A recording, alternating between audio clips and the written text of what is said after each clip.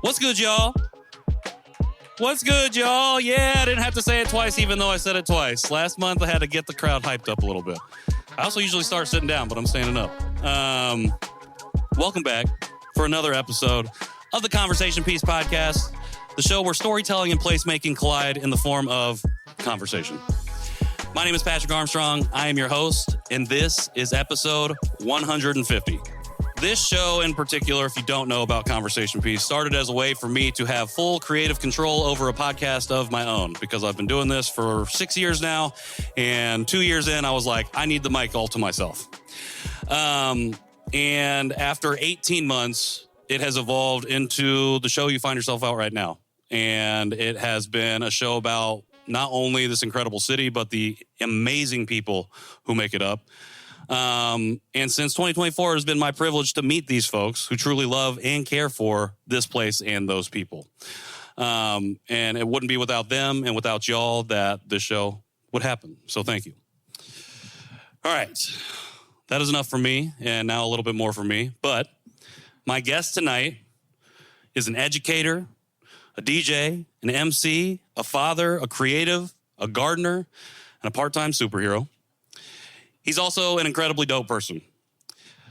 I've had people ask me what an ideal guest or what kinds of people that I look for when I am booking the show. And I felt like that's kind of a difficult question to answer because I'm just looking for really cool people who do really cool things in this city. Granted that they aren't doing hateful things in the city. But if you ask me right now or any time in the future, I could say without a doubt, it would be someone like the person that I'm about to welcome up. Authentic, passionate, purposeful, doing meaningful work in multiple areas, and as one of my brothers and former guests said in December, who I think will be here in a little bit, a person who does it and doesn't need to be seen doing it. He just does it, and we are better for it.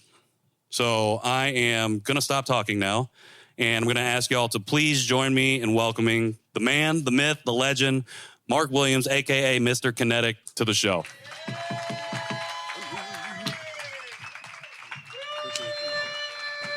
Absolutely. Let me get you your mic real quick. There we go. There we go. Hey, what's up, everybody? How y'all feeling? All right. We're out here. How you doing? Man, just trying to put some paint where it ain't, man. Just, I like it. I like it. Yeah. They've been treating you well? Yeah, man, it's been a busy day, but busy is okay. Okay. Yeah. What have you been up to? Oh, boring stuff, man. I went to the chiropractor this morning. Went to the car dealership. Man, what else did I do? Grown-up stuff. Yeah, man, just grown-up stuff. Yeah. I like Went it. to Menards. Okay. Yeah, I've had to save big money, You got to save big Yeah, money if at you know me, Menards. that's my spot, man. Okay. Yeah. What's the best Menards deal that you got going on right now? Okay, so Menards, the snack section is really where it's at. Now, I know that sounds crazy. It's a home improvement store. But when you go in the snack section, you got to go there first, and then you work your way around. The funny thing about Menards, I've never sent in the rebate.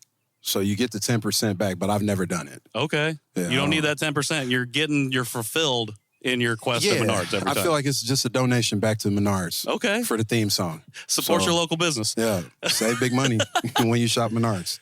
I like it. Well, I appreciate you being here, man. I've been wanting to get you on the show for a while. When we were in studio weekly, I wanted to have you on. But because you're a teacher, it's been difficult to line up our schedules. Yeah. So I appreciate you taking the time, making the time for me, for us, and for sitting down and doing this. Thanks for having me, man. 100%. Yeah. All right. If you're here last month, which I think is a few of you, we introduced a new segment, and we're doing it a little bit different this time, but I loved it so much, I'm starting to incorporate it into all of my podcasts that I do, and that is called The Dream Machine.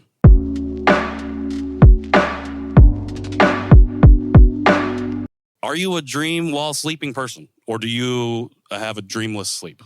Oh, dream while sleeping. Okay. Do you remember the last dream that you had that was really impactful, and do you mind sharing? Nah, I don't, because I usually forget like within the first 5 minutes. Okay. When I wake up. I guess when I was younger, I used to have the falling dream a lot. Okay. Yeah.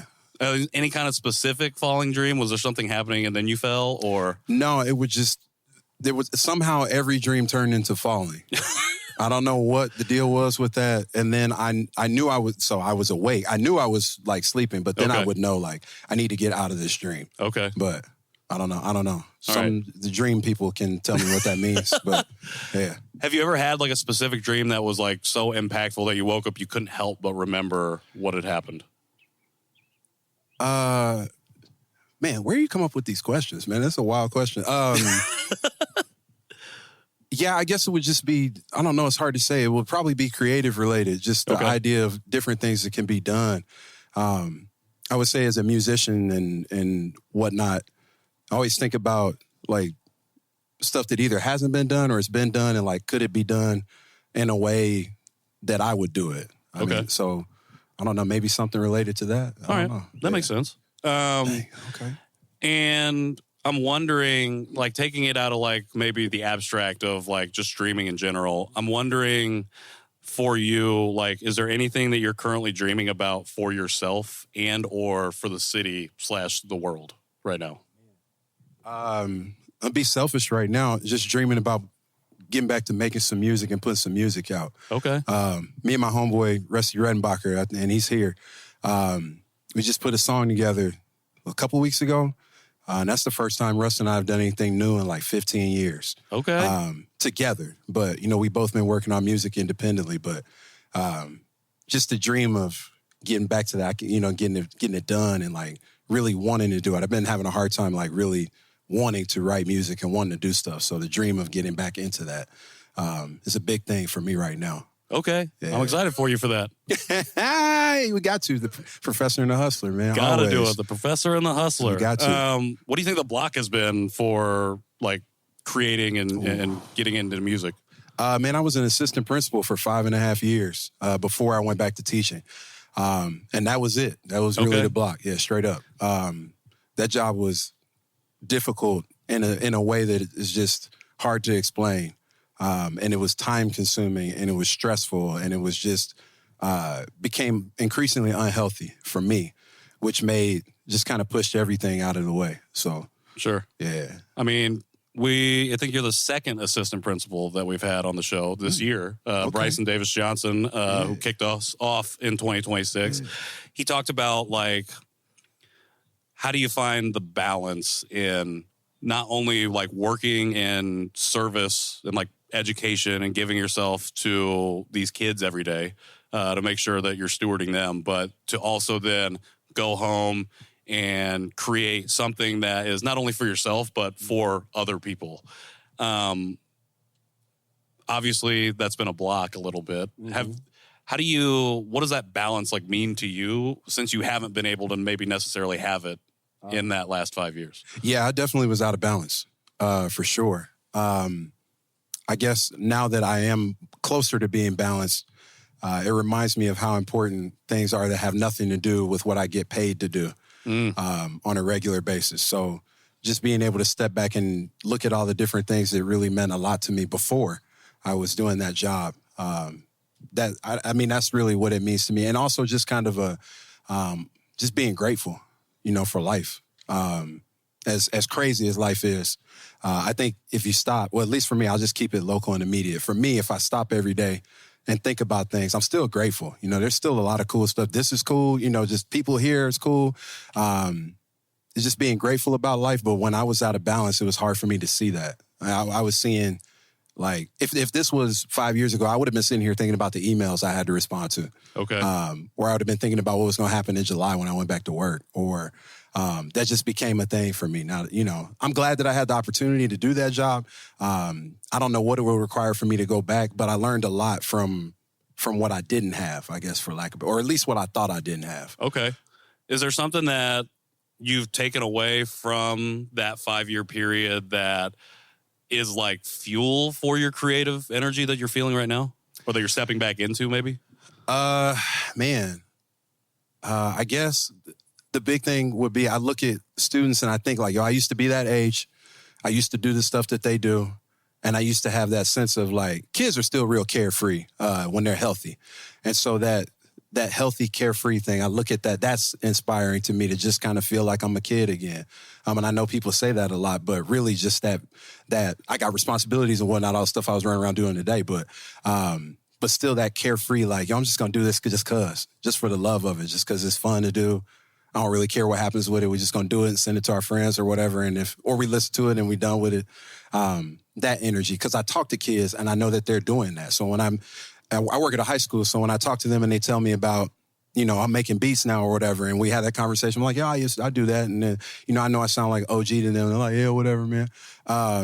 But just thinking about like listening to them say that and then walking away from that conversation, like, I remember that. I remember opening Fruity Loops when I got home from school. Okay. I remember that stuff and just thinking about that same kind of vibe, like how happy it made me, how fulfilled I was. Sure.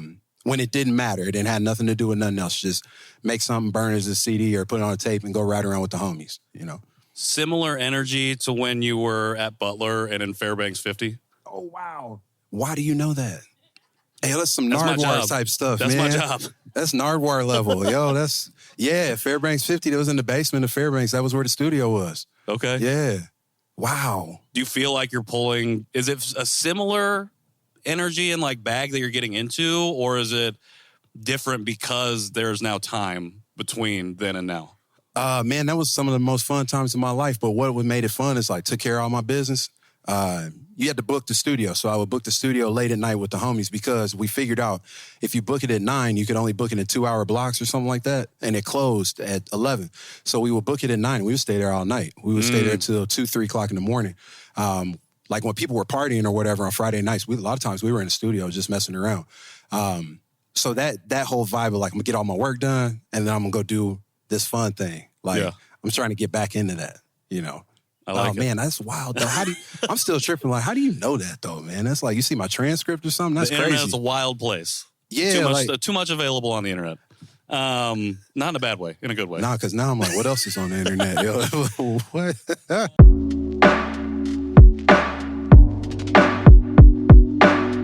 You come from like a musical family and background, and I know when you got to Butler, like you were originally majoring in engineering, but then decided to switch to recording industry studies. Do I have that right? Yeah, that's correct. I'm not trying to dig too deep. No, Just that's correct. Surface scratch. That's correct. I was wondering, like, what was your original dream job? Like, what did you originally want to do? When I was a kid, I wanted to make video games. That was my first thing I wanted to do. I just thought it was like, I don't know how they do this, but I want to do that. And then when I got to college, originally I wanted to be a pilot, but then I got allergies and all this other kind of weird stuff. There's just much stuff you can't have or whatever. And then I wanted to work on like engines and like power plant, like that kind of like making stuff move. I mean, it's kinetic, right? So that's always been kind of at the core. But I wanted to be an engineer, like working with engines or anything that was mechanical, just from the bottom to like figuring out how it could work better and like what would be more efficient. Honestly, in my head, the idea of a perpetual motion, that was always something I'm like, I don't know if we can pull it off, but I always thought like, how could you get to that? Yeah. That was what I wanted to do. But obviously I didn't get there. Yeah.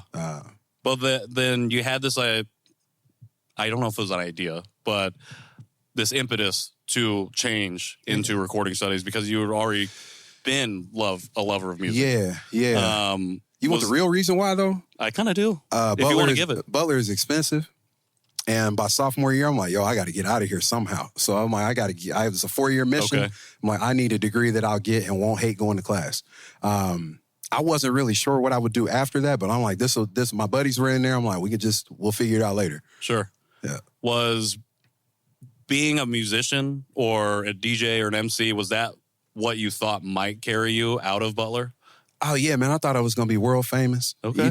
World tours, all of that. That was for real. I don't know any musicians. If a musician tell you they don't want to, like, be super successful in music, they're lying to you. That's my personal opinion. Okay. Like, I think everybody sits and think, like, man, you ride past the venue, like, man, if my name was up there, that'd be real cool. Or, all I have to do is play music all the time. Now, I know people that are professional musicians. It's way more complicated than that, but that was what I thought I was going to do. Okay, that makes sense. And that connects a dot for me because I know when you left Butler, you went back to Dayton, then came back, and you were selling copiers. which I read that you did not like doing. Oh, man. Yeah, I was, I'm still tripping like, man, where did I put all of this that you know this? So I graduated from Butler in May of 2007, May 12th, 2007 to be exact. And then I moved back home to Dayton in like July. I worked at Reynolds and Reynolds, which is a car dealership management systems company. So you learn the people when you go there and you tell them they on the computer or whatever and putting all the information in. That's what we learned how to do. And I was a customer training professional, so I learned the whole system, and then my job was to go teach people. And then I was dating a young lady at the time that was still here, that we were dating in college. I came back one weekend. We got into an argument, ended up breaking up with each other. But by this point, I was already planning to move back. So, I go back home. I tell my parents, I'm like, well, I'm moving back, but, just kind of not for what I thought I was moving back for. Sure. And they were like, what you mean? I'm like, well, we'll explain it later. So then I moved back. I lived with my homeboy, Eric Romer, downtown. And we went to college together. And then I was selling copiers. Now, I got that job just to have a job. I hated that job. What I would do is I would go all the way to Carmel from downtown. And this is like, I was broke. So I go all the way up there, sit in the meeting, come home. And I never really made any sales calls for real. Whatever. Yeah. I didn't. And so I would come home, I would change out of my clothes and everything. And then I would just sit in my room and I would make beats or record songs or practice DJing. That was all I really did. So then I would time it. And I'm like, okay, it's like 2:30. I gotta go back to work. I gotta make it look good. Now, did I ever sell anything? I think I sold like one or two things, and it was on a layup from somebody I worked with. And then what happened? Like I went to Ike and Jonesy's one night on Thursday night. I don't know if anybody remember that. Yep. I think it was like 50-cent drinks or something like that. Yep. A bad choice. So I went there and I was out too late, and I had the sales meeting on Friday morning. And the guy that was the lead salesperson, he he's up here giving this motivational speech about why we should care about selling copiers. And I think, I was young. I said something wild out of pocket in the meeting about something along the lines of like, don't nobody care about that. Which was the wrong thing to say when you've been working for 2 months at a job. So then I'll never forget his name. Rex was my manager. He called me into his office with the same, Chris, I think was his name, the sales guy. And Rex sat down and looked at me and told me, obviously, this is not for you. And I'm like, no, it's not. And he said, here's what I'm going to do. I'm going to pay you your commission. I'm going to pay you 2 weeks. And then that's it. You go. It's cool. I'm not going to say nothing bad about you. And the last thing he said to me in his office was that I hope you find something that like fulfills you. I hope you find something that you really love. That's the last thing Rex said to me. So, yeah. So how does that, that's cool that he said that to you and also gave you that out. Yeah. Because I worked at Angie's List and I've had the similar experience of selling stuff. Didn't like it.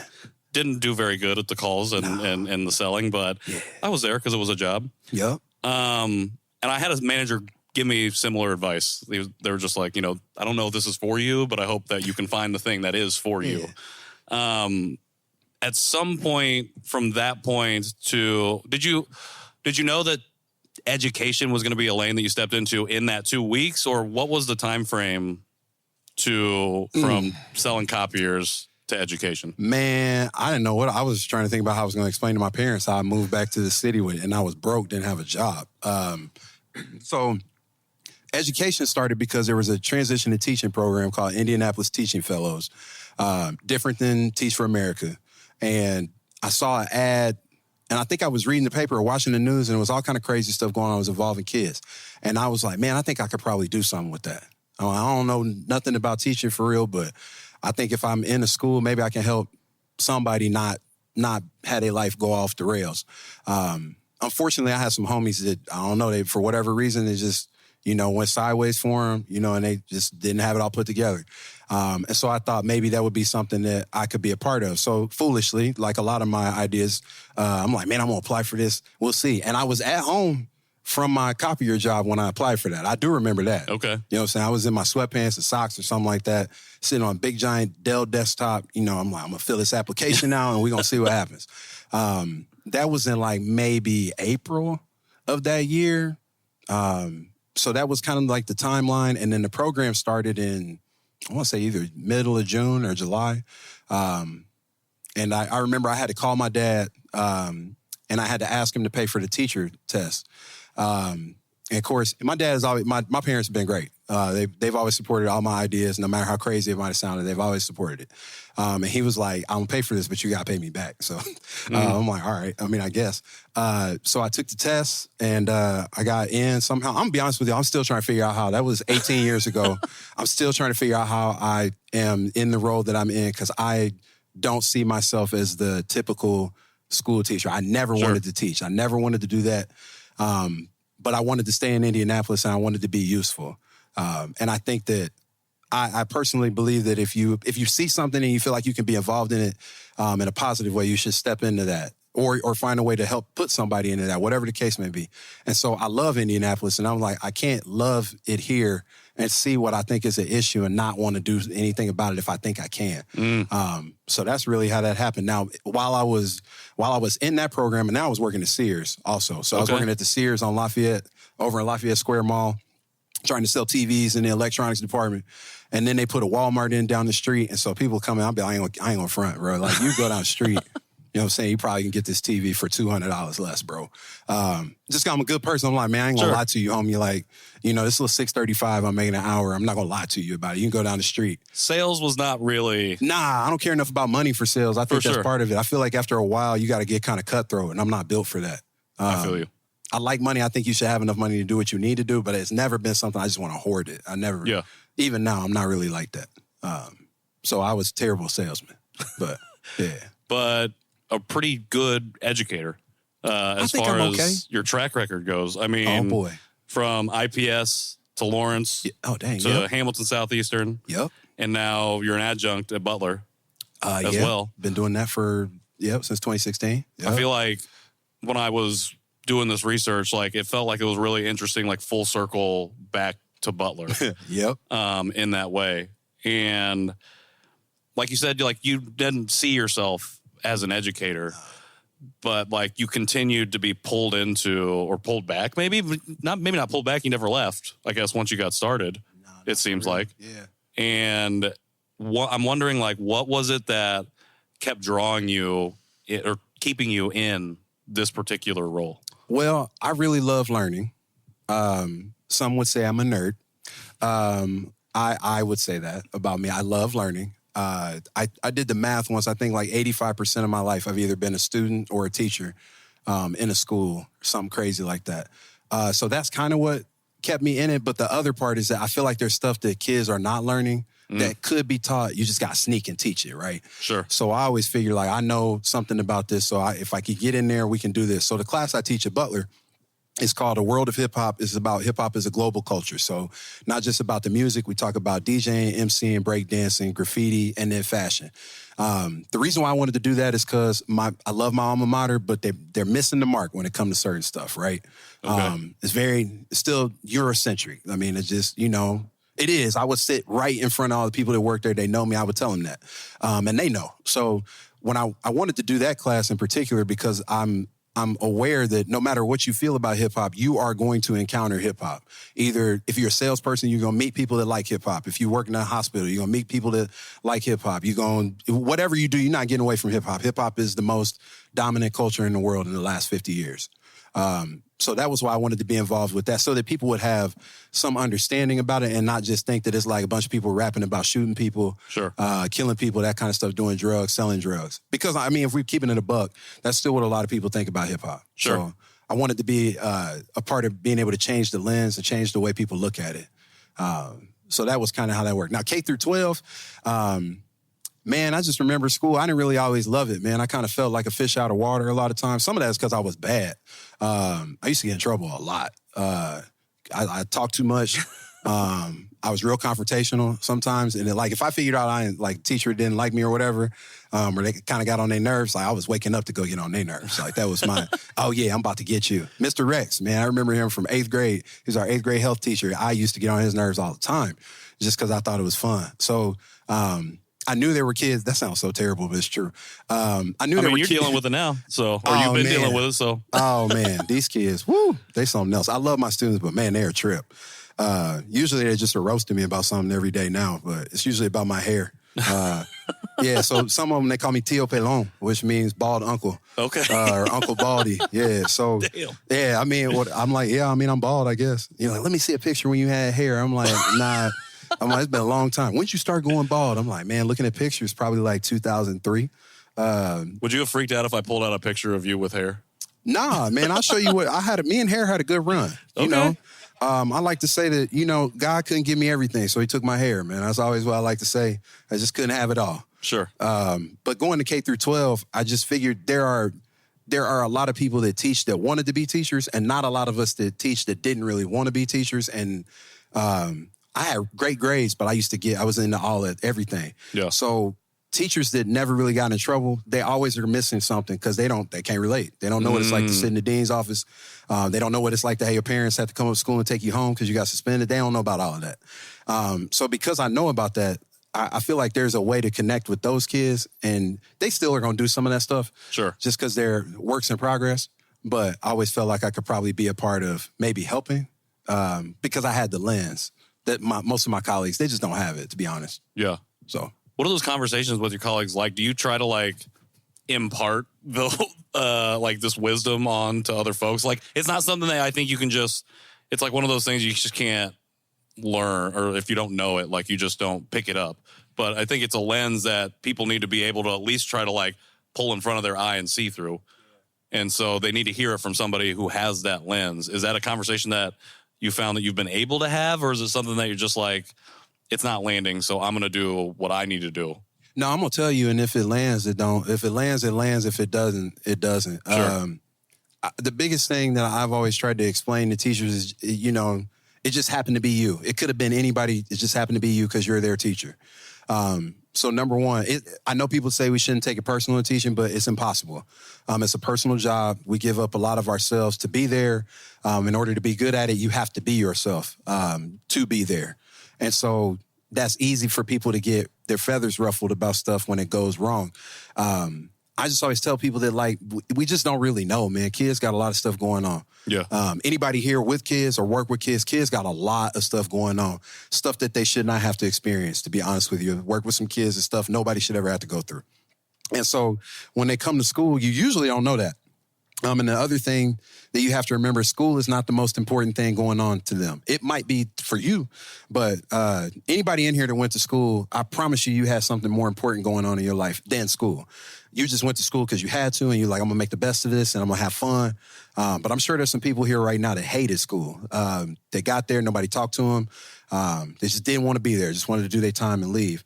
And so when I talk to my colleagues, I just invite them to think about, like, you know what you know, but, man, you don't really know. So especially in high school, man, these kids, stuff go on in passing period or whatever, and they come in your classroom, they just got done arguing with somebody or whatever, or something went on, and, like, you ask them to do something simple like, you know, you put your phone away and get off your Chromebook, and, like, bam, like, they're going 0 to 100. Yeah. It's easy to think that has something to do with you, but really, I look at those moments as opportunities to try to build with a kid and try to grow with them, because obviously there's something.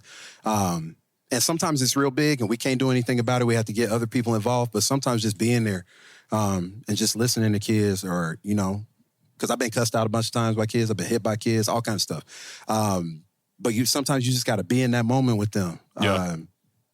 And try to figure out how to do the best that you can for them. My wife is a career teacher. She currently teaches middle school at Northview. Oh. And she, when we first started dating, and she was like really, really in it. She was actually at one of the Ben Davis middle schools. I can never remember the name of it. Anyways, one of the things I learned from her as an educator is that it's less about like the lessons that you're teaching from the book, and it's more about the relationships that you can build with the students that you have. And like, once I kind of saw through her lens of education, it really like changed the way I thought about how kids interact with adults and like how they navigate the world. So I appreciate you sharing that, because I feel like it's something that once you leave school, you don't really think about unless you're in it. And when you're in it every day, you can't help but not notice it, especially when you have that lens. Okay. You talked about, again, education wasn't really what you thought you didn't want to step in that role, but you did, and you stayed in it, and like it kept you in it because it felt like this was something you could do and pass through for these kids. I'm wondering, like, does that become a new dream of what you want to maybe do with your life as you're going through your education journey, or does that change what you thought maybe you wanted to end up doing as you continued to go through your career? Wow. It took me a couple of years to realize that was where I was supposed to be. And I still feel like that's where I'm supposed to be. It's going back and forth. Like last year, I wasn't really sure. This time last year, I was like, yo, it might be time to do something else. But ultimately, it's not that I don't know what else I would do. It's just I don't know if that's what I'm supposed to be doing. So as time has passed, I felt more comfortable that like, I'm where I'm supposed to be.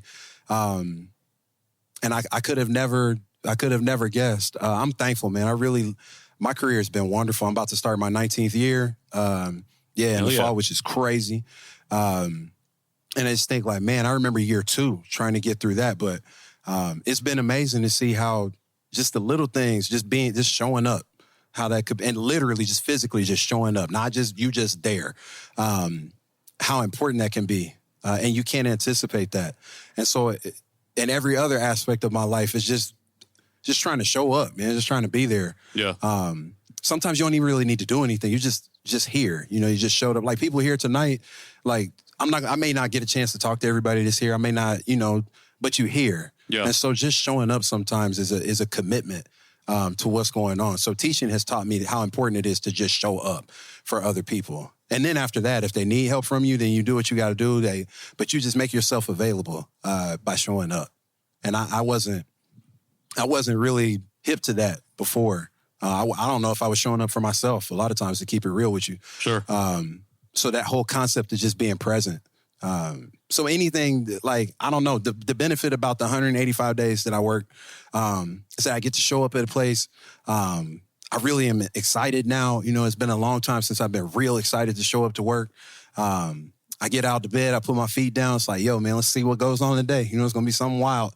Or what am I going to learn from these kids today? And, all this little stuff like this and all the little, dances and, all the little phrases and whatnot. And just all that. If you show up, then you get to be a part of that.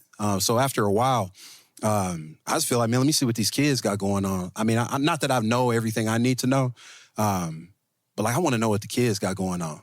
For sure. Yeah, man, that's the next wave. We gotta take care of these kids, man. 100%. Yeah. Well, you're definitely doing that. Oh man, thank you.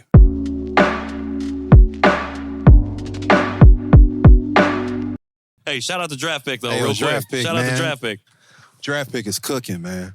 Sauteing and flambeing, all of that. Got the walkout, doing all of that. Now I'm hungry. I can't wait to eat I'm on the subject right there. Indianapolis got some of the coldest DJs in the world. That's a totally different conversation. But we could go toe to toe with any city in the world. Promise you. I believe it. And there's like, man, it would be hard to pick the team. That's how good we are here. Deep. Yeah, deep we like multiple teams. Yeah, we like that for real. For sure. Football team full of DJs. Yep. Not basketball. Well, because we got more players on the field. Yeah, it ain't enough. Yeah, man. All right. Okay, we've been talking about the education piece. I'm wondering where Mr. Williams ends and Mr. Kinetik begins.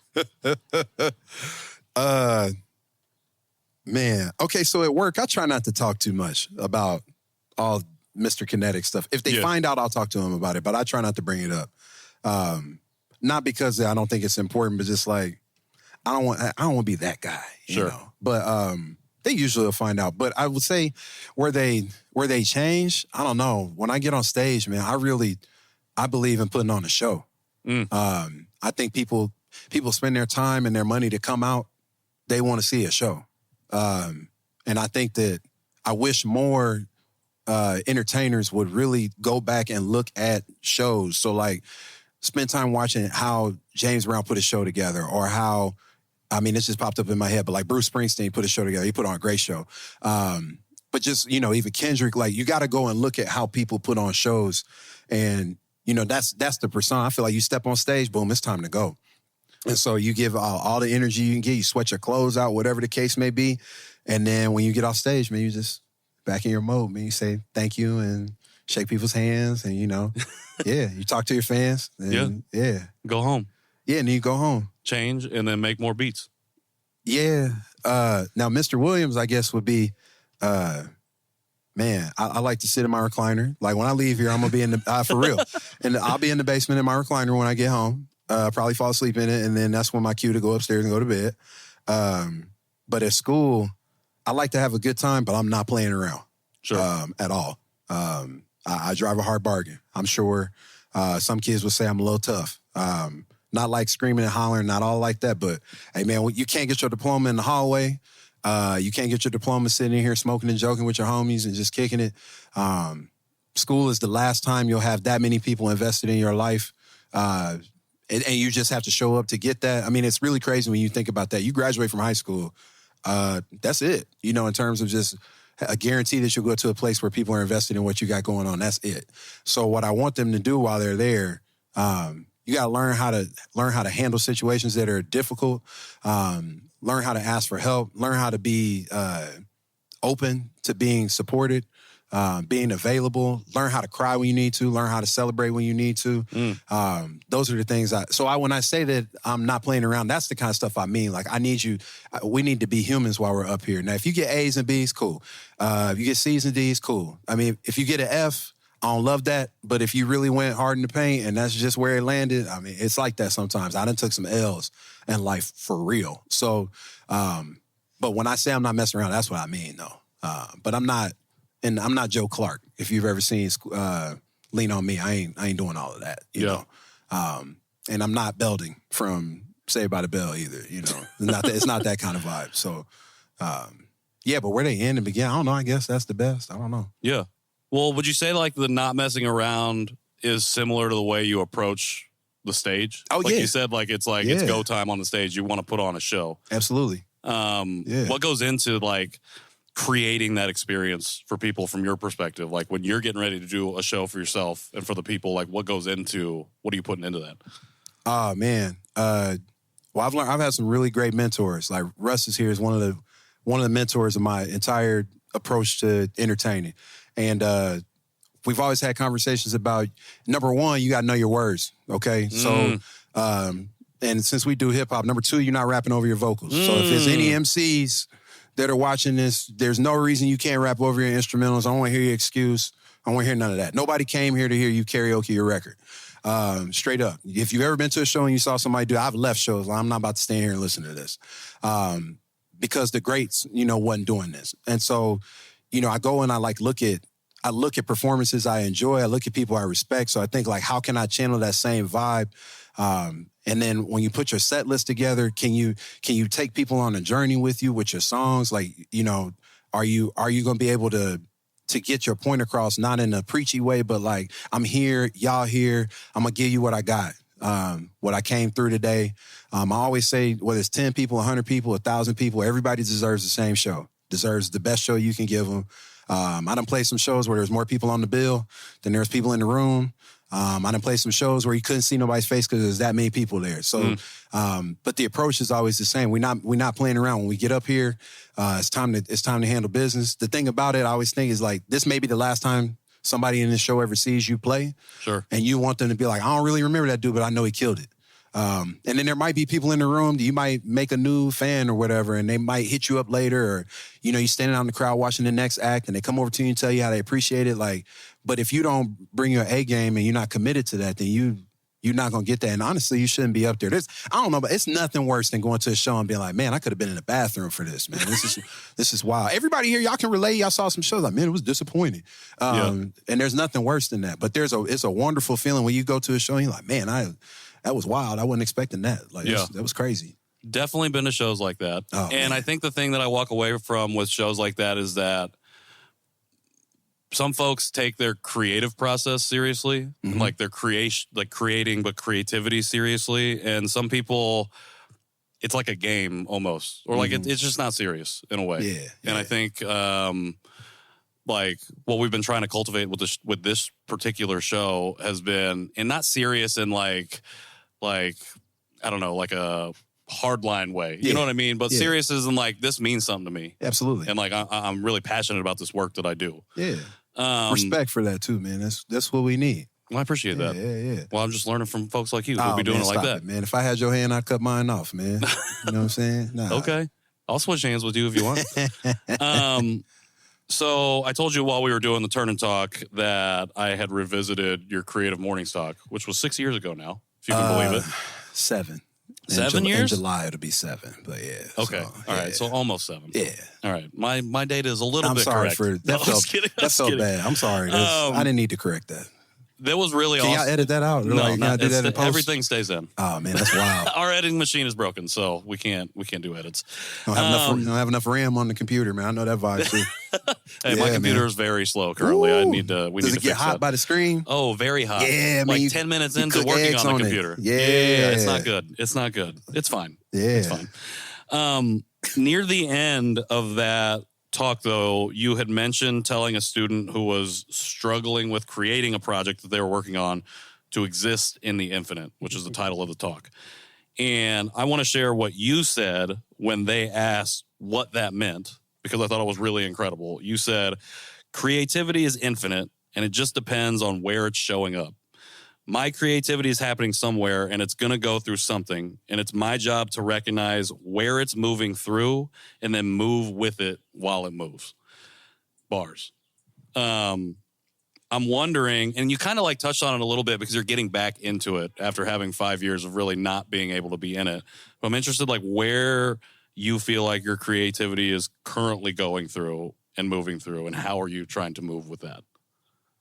Oh, man. I think now I'm at a point where I truly don't care about, like, what is supposed to fit into something.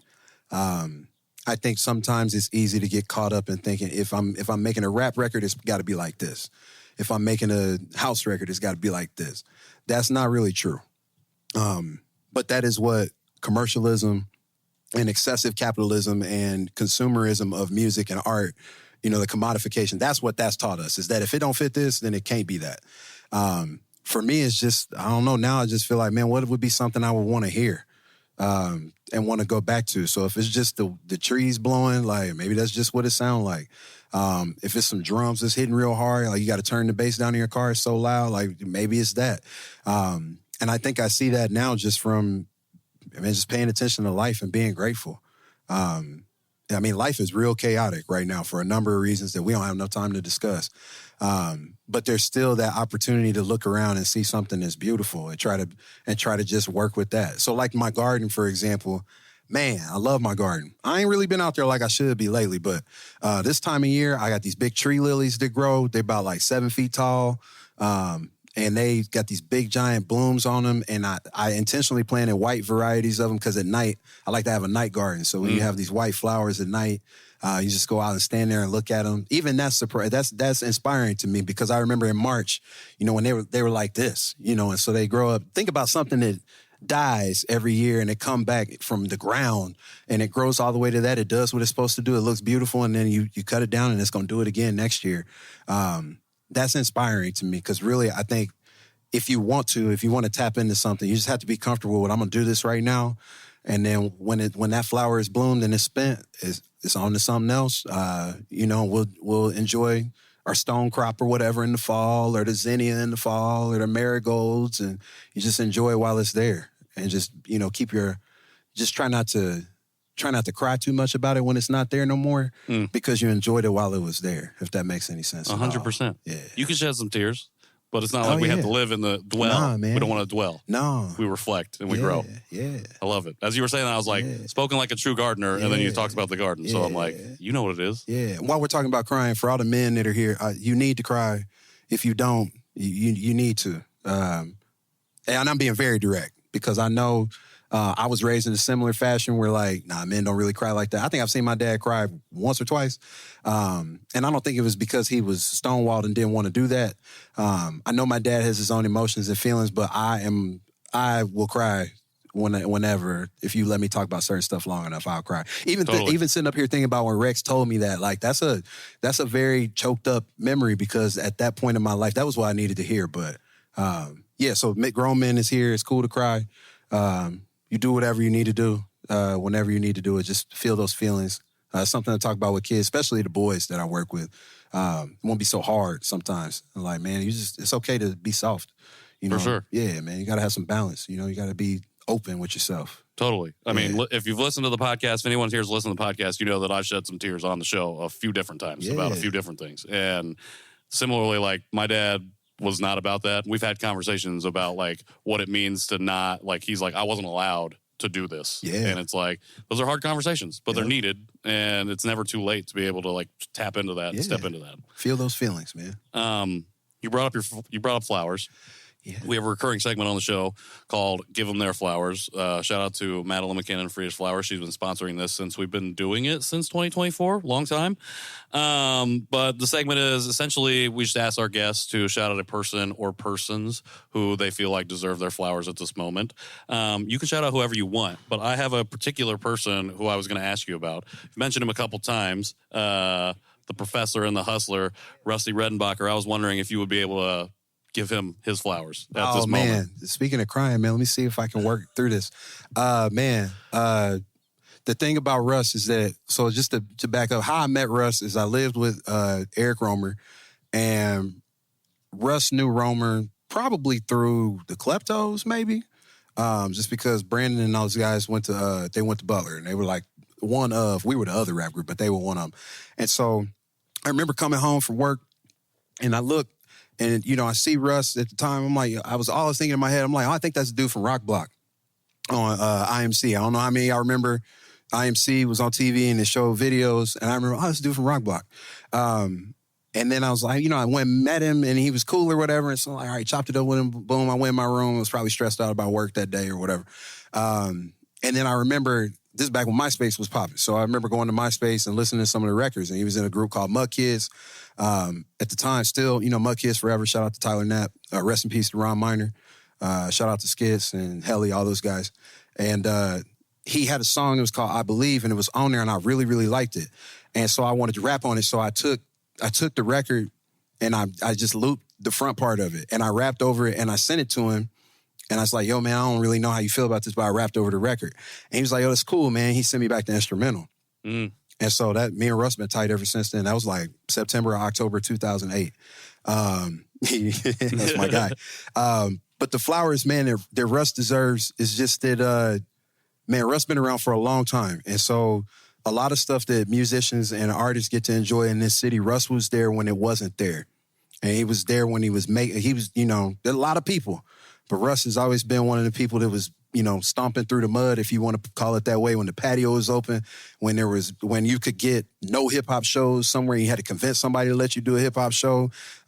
You know, when it was just, you know, like we here in Fountain Square, man, Fountain Square ain't always been that hospitable to rap, you know, in hip-hop. So the Treese is here now. It's kind of crazy. Yeah. You think 20 years ago it would have never happened. So Russ is just an architect of the music and culture here that has really continued to grow. And it's no knock to the new guys, but I think it's really easy to forget who kind of put the doors on the place. And Russ is one of those people, and he's still out here, you know. Russ is always going to be out here. It's kind of how I look at it. I just, you know, it'll go through different phases, just how it'll work. And so Russ and I have gone through a lot of life together. And so just seeing how he's continuing to do stuff, it's inspiring. I mean, it's just to know that energy is there. But the other part of it, Russ is one of the most welcoming people I've ever met in my life. And one of the things that always stands out is that when Russ is talking to you, he's talking to you. He's talking with you. At that moment, you're the only person he's paying attention to. He's going to give you his full attention. He's going to respect you.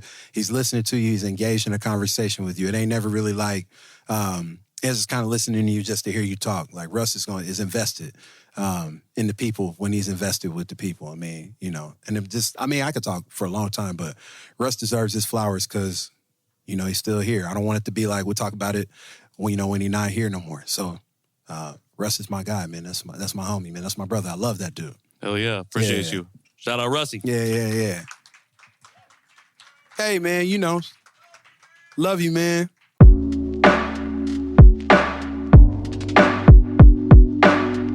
Got got a few more questions for you before we open it up to the guests out here. Sure. The guests get to ask questions? Guests get to ask a couple questions, too. There's some people in here that might not like me that much. They might have some questions, Remember back in 2010, you said? No. We'll see. We can probably edit that out, maybe. Still owe me $50 for that. You're pretty, open and unapologetic in what you talk about and anything. I wrote social issues here, but I feel like it's basically anything. I follow you on social media, so I see it. Yeah. I'm wondering, have you ever been called to the office for something that you shared online and how you navigated that? Yes, multiple times. Absolutely, multiple times. Multiple times. One of the ones that jumps out, I called Mike Pence a white supremacist when he was the governor on Twitter, which is accurate. Yeah. If we're being... Yeah, no lies. I didn't hear no lie. Super accurate. So I get called into the principal's office, and I love my principal. He's a good dude. I ain't gonna, whatever. He got a big kid job, so I ain't gonna put him on blast. But he called me in the office, and he's like,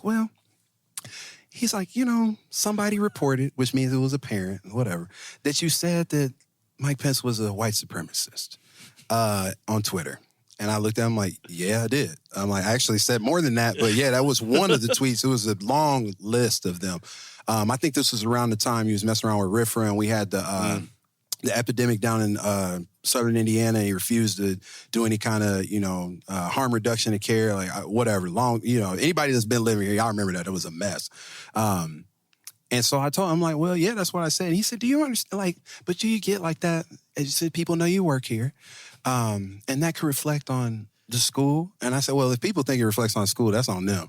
I speak for myself. I mean, if people want to associate that with the school and y'all are worried about it, then that's on y'all. I mean, but, so do you think you would, no, I'm like, I guess I don't have to get into that again, but when I want to, I will.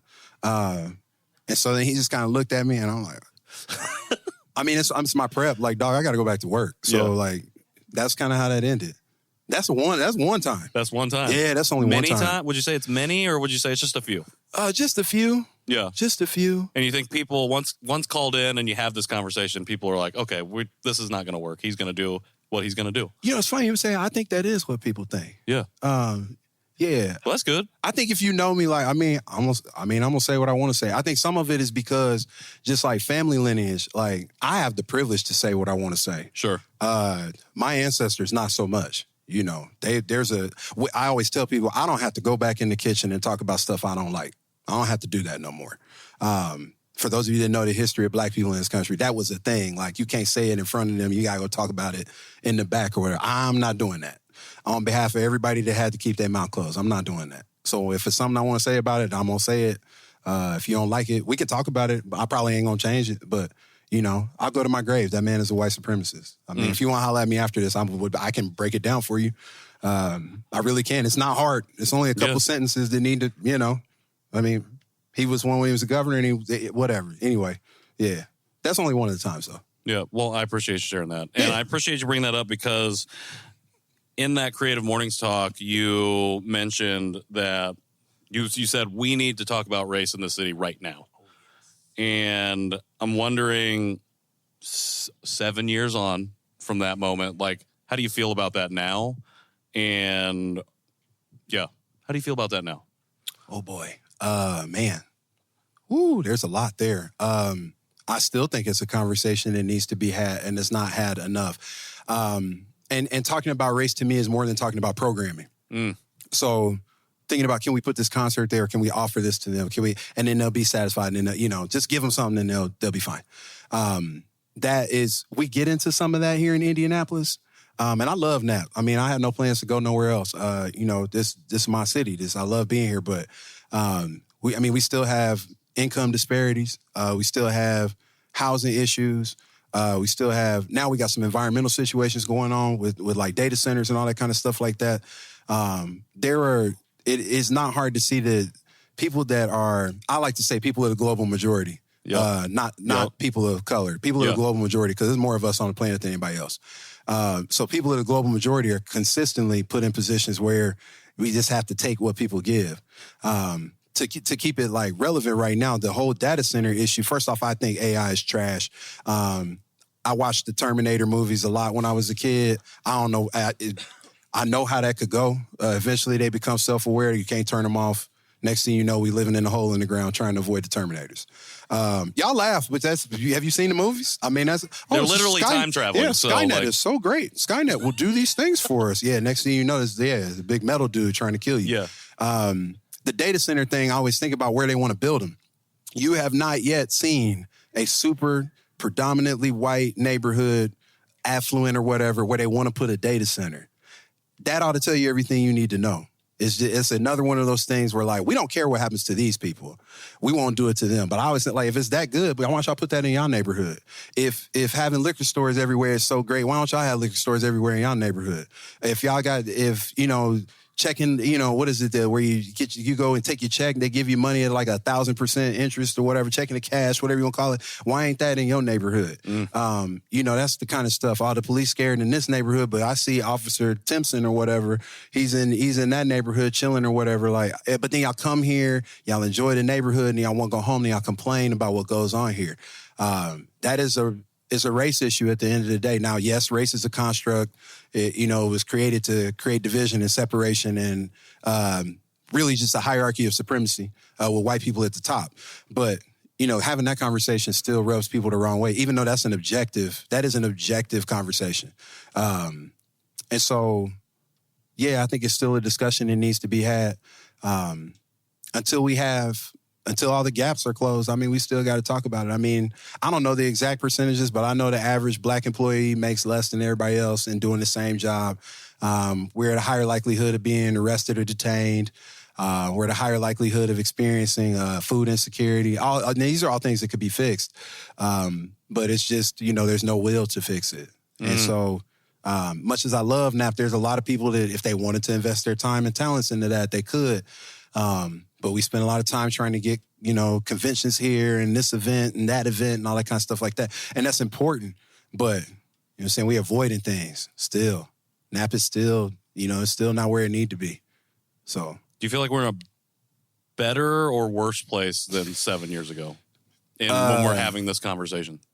You mean like America or like NAP? Like NAP specifically. I think in some ways it's worse. Okay. Because now we have a different issue with employment and the scarcity of jobs. Like last summer when I was thinking about leaving education, shout out to my homegirl Kelly that's here, who I had conversations with about that. My homegirl Michelle as well, and Elise, the team, the crew is here.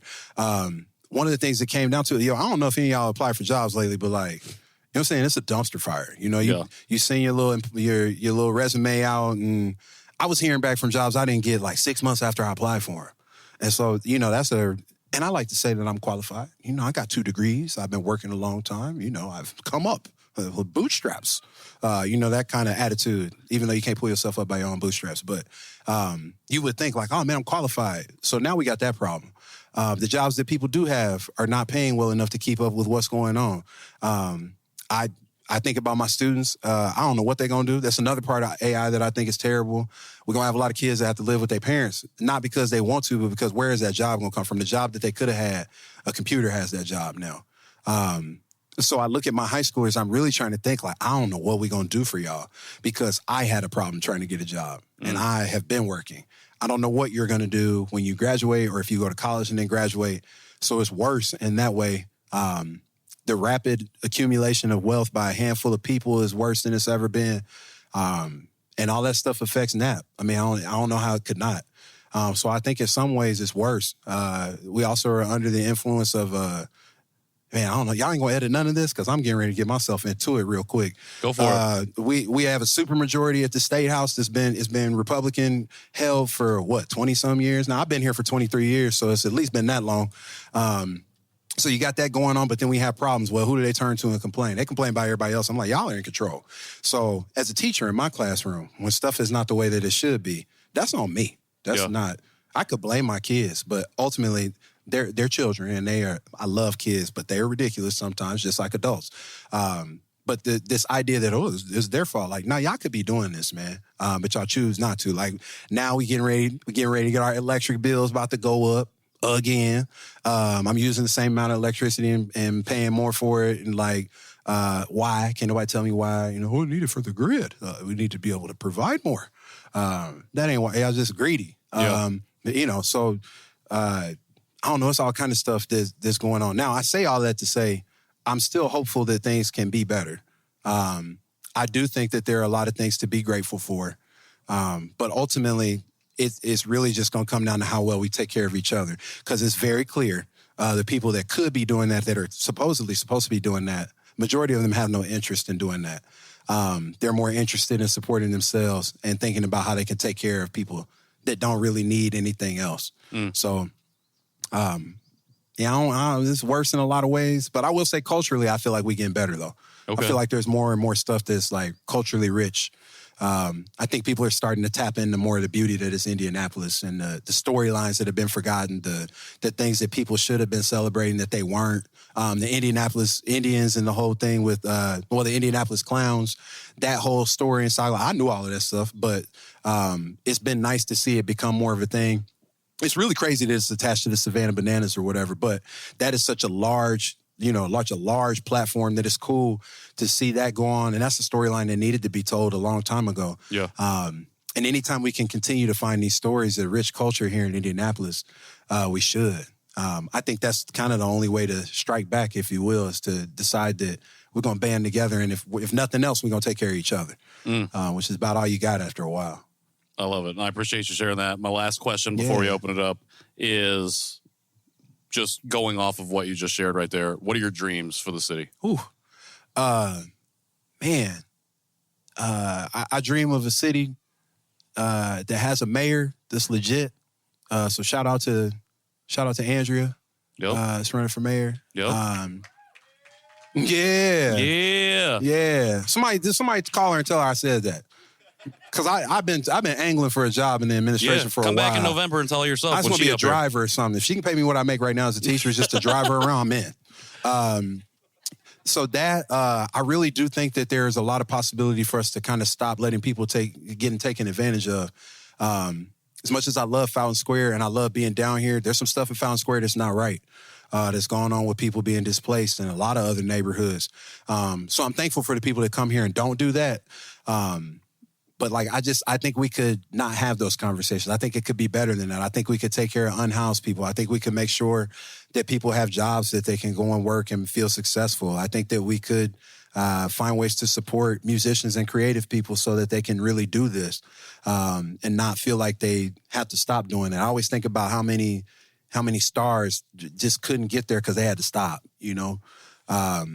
those are the things I dream of. I dream of a place where I don't have to guess where the pothole is going to be every year because it's in the same spot. Some of this stuff just sound real simple. Access to food so nobody has to go hungry. There are a lot of things I think in Indianapolis they absolutely could happen. It's just a matter of what would it take. Who would be willing to give up their spot to make that happen? Because there are people that got their spot. That are at that table. And instead of just letting people sit at the table, they make the table bigger and make the table wider, bring more food to the table, all that kind of stuff. Any analogy you could use. But those are my dreams. And I dream of a place where young people want to live, and not so be concerned with leaving. But I respect that if you want to leave. But I think sometimes it's like, what is here for me? Yep. And I think we do run the risk of a city is shrinking. Because of not having something for young people to be invested in. I won't say I've given up on adults. I love adults and adults are great, but I'm constantly thinking about kids, man. We got to figure out what we're going to do. That's part of why I love my job is these are going to be my neighbors at some point. It's going to be the person that, You're going to be peering out of your window. Oh, man, you already know, man. You come down the block. Hey, you trying to be funny, but for real, you come down my block, I'm outside. Who are you? I'm serious. I got all my neighbors' cars memorized by the sound. I know so-and-so is home, or that's the UPS truck. But if I hear some stuff, I'm like, nah, that car, the muffler a little loud. I don't know who that is. My little Ring camera, I try not to be a police state or nothing like that. But when I see somebody, I don't know that person. I don't know that dog. Don't might come down here in an electric scooter. Who is that? Yeah. You got to watch your neighborhood, man. Hey. They got a good person watching that neighborhood you're in. I appreciate that, you, bro. Man. Yeah. Marc Williams, y'all.